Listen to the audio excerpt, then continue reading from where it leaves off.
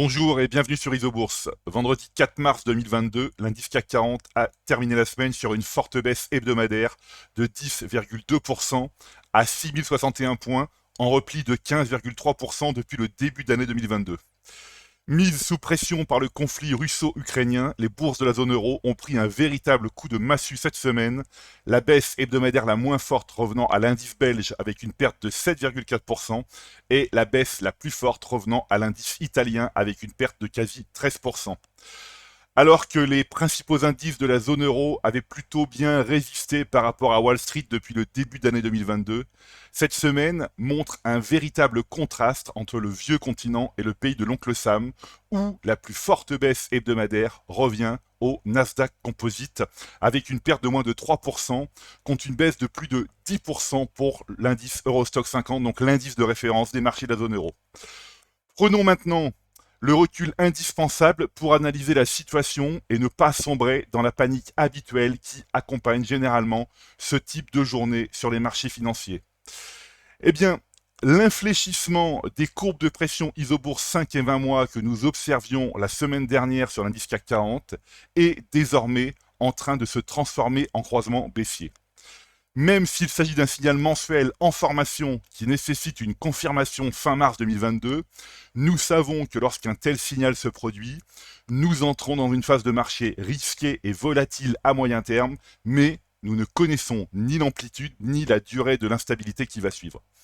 Force est de constater que le principal indice de la Bourse de Paris est en train de prendre le chemin du DAX allemand et du S&P américain, dont le signal baissier moyen terme a été validé fin janvier 2022. Eh bien, comme nous avons pu le voir dans les précédentes chroniques, ici, voilà, le DAX allemand, où on voit que le croisement baissier a été validé fin janvier 2022. Et ici, voilà, le S&P 500, où on voit également que le croisement baissier a été validé fin janvier 2022. Passons maintenant à l'analyse des actions qui composent les 6 principaux indices de la zone euro, notamment les indices allemands, français, italiens, espagnols, hollandais et belges, soit près de 200 valeurs. Alors, l'analyse de ces grandes valeurs de l'Union européenne montre que le consensus isobourse à moyen terme évolue dans le rouge avec près de 90% des valeurs en tendance baissière ou en retournement baissier. Alors que le mois de mars 2022 ne fait que commencer, plusieurs valeurs présentent déjà un signal de vente à moyen terme, notamment un croisement baissier des cours de pression isobourse 5 et 20 mois. Il s'agit d'un signal de vente mensuel en cours et non validé. Pour la plupart des investisseurs, attendre la validation d'un signal mensuel est impossible ou très compliqué. En effet, la panique amène trop souvent l'investisseur à se débarrasser de ses actions d'une manière très aléatoire. Pourtant, la capacité à maintenir la discipline pendant les phases d'instabilité est la marque de l'investisseur aguerri. Chez Isobourse, nous allons continuer d'appliquer rigoureusement les règles, notamment celles qui indiquent qu'un signal de vente mensuel n'est validé que le dernier jour du mois. Les périodes d'intense volatilité sont toujours très brutales, autant pour le mental que pour les portefeuilles qui subissent des replis importants. Un capital boursier ne progresse jamais en ligne droite. Il y a des périodes de gains et des périodes de pertes qu'il faut accepter. Alors fort heureusement, un utilisateur Isobourse est déjà à l'écart de plus d'une centaine de ces valeurs, notamment celles dont le signal baissier moyen terme du modèle Isobourse a déjà été validé au cours des précédents mois.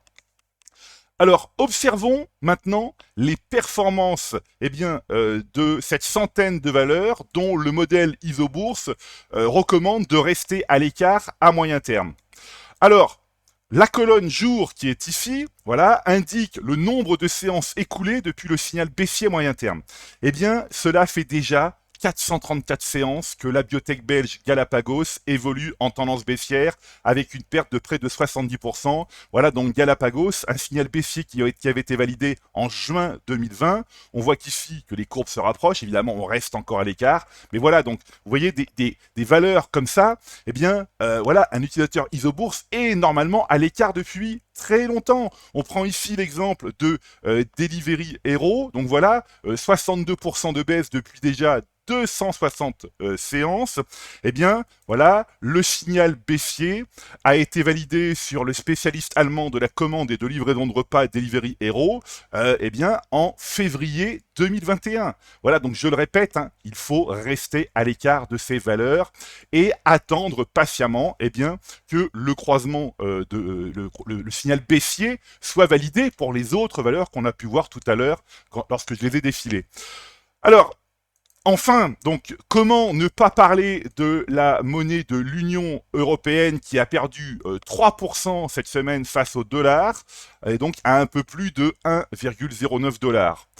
Le modèle ISO-Bourse est négatif à moyen terme sur l'euro-dollar depuis septembre 2021, autour de 1,16 $. Alors si votre portefeuille est libellé en euros comme un grand nombre d'investisseurs français et qu'il est composé d'actions en dollars bien sélectionnées par ISO-Bourse, on l'a vu, notamment des pétrolières, des affieristes, etc., eh bien vous avez dû apprécier la forte hausse du dollar contre l'euro qui a gommé une bonne partie de vos pertes. Voilà, eh bien écoutez, c'est maintenant à vous de faire le point de vos valeurs en portefeuille avec ISO-Bourse. Je vous donne rendez-vous pour ma prochaine chronique et d'ici là, eh bien restez avec nous sur ISO-Bourse.